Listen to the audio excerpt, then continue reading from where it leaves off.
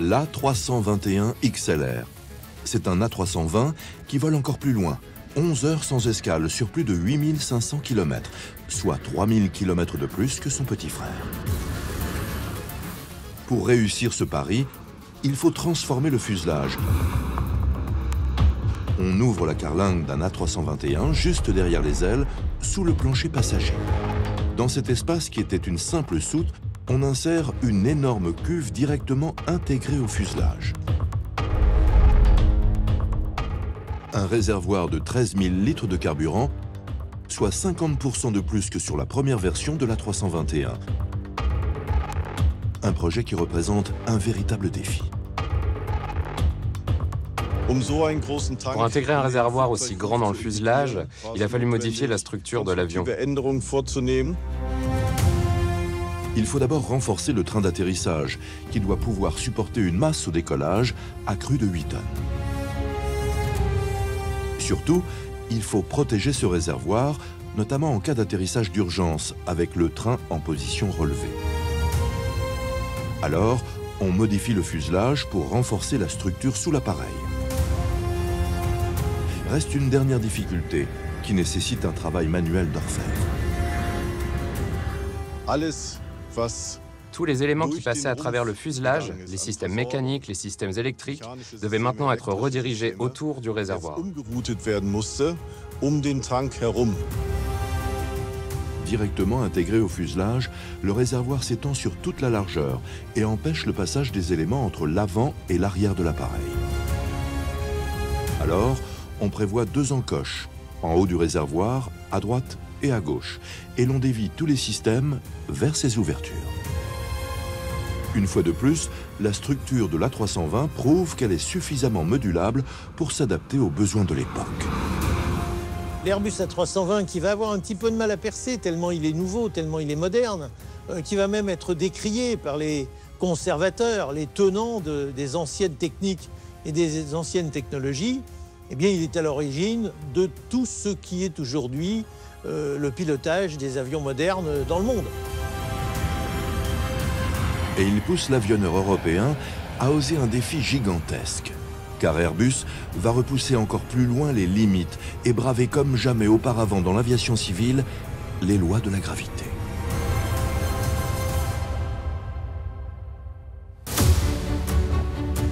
Le constructeur européen s'est lancé dans un projet exceptionnel. Inventer le plus gros avion de ligne de l'histoire. Son vol inaugural a lieu le mercredi 27 avril 2005, le jour de la démesure. Il y avait énormément de monde, il y avait des milliers et des milliers et des milliers de gens qui se tassaient sur les routes et aux alentours de l'aérodrome de Toulouse-Blagnac. Près de 40 000 personnes se pressent autour de l'aéroport. Depuis 30 ans, aucun avion n'avait suscité une telle attente. Pour moi, le 380, c'est l'aboutissement d'une dizaine d'années de travail.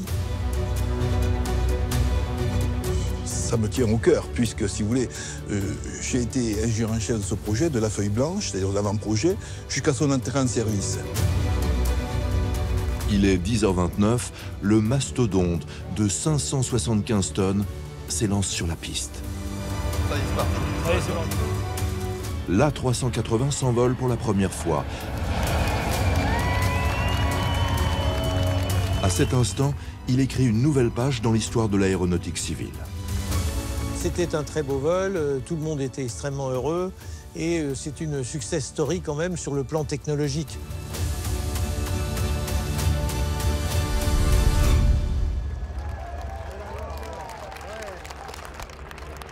À l'origine du projet, il y a un défi industriel, concurrencer le mythique Boeing 747. Un avion hors norme, reconnaissable à sa célèbre bosse. Vendu à près de 1500 exemplaires, ce géant des airs détient depuis près de 40 ans le record de la capacité de passagers.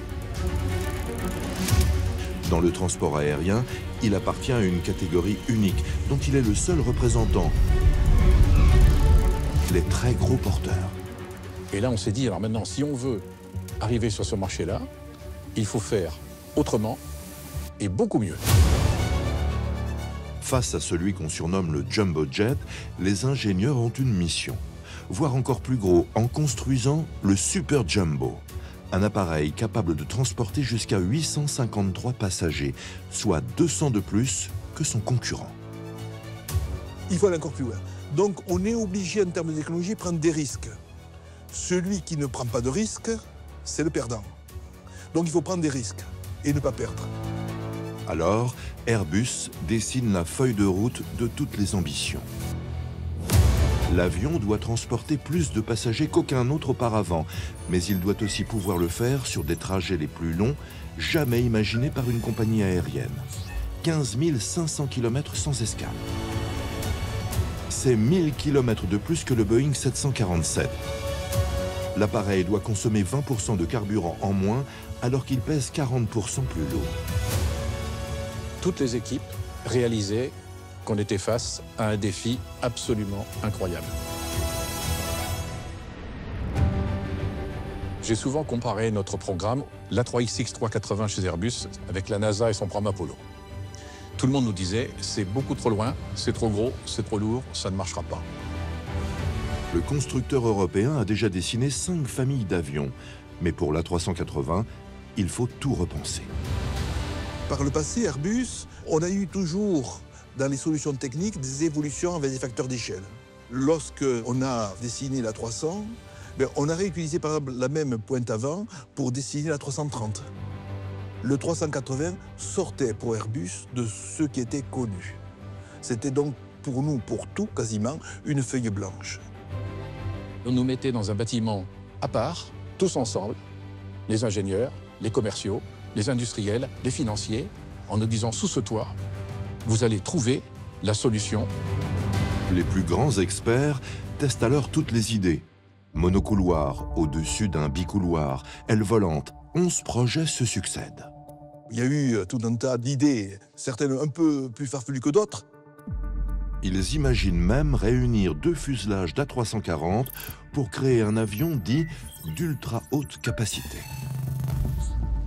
On avait l'impression d'avoir donc côte à côte 2 fuselages, siamois, comme des jumelles. On s'est très rapidement aperçu que c'était absolument infaisable qu'on ne peut pas avoir des avions trop larges pour des questions d'évacuation en cas d'urgence. Donc c'était impossible.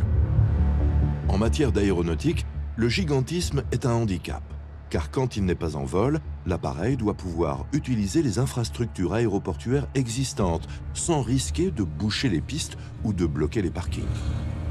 Au sol, il y a des contraintes absolument énormes. Les grands aéroports du monde avec lesquels on travaillait nous ont donné ce qu'on a appelé la boîte de 80 mètres. Le futur avion ne doit pas mesurer plus de 80 mètres de long, plus de 80 mètres d'envergure et plus de 80 pieds de haut. Une règle d'airain. Le dessin proposé par les ingénieurs doit impérativement entrer dans cette boîte. Pour y parvenir, une seule solution, construire en hauteur. Chaque fois qu'on est contraint dans l'espace, on est habitué à faire des étages. Que ce soit dans les bâtiments, que ce soit pour les bateaux, que ce soit pour les trains, que ce soit pour les bus. Donc, si vous êtes contraint d'un point de vue espace, la seule solution qui s'impose, c'est de faire une croissance vers le haut.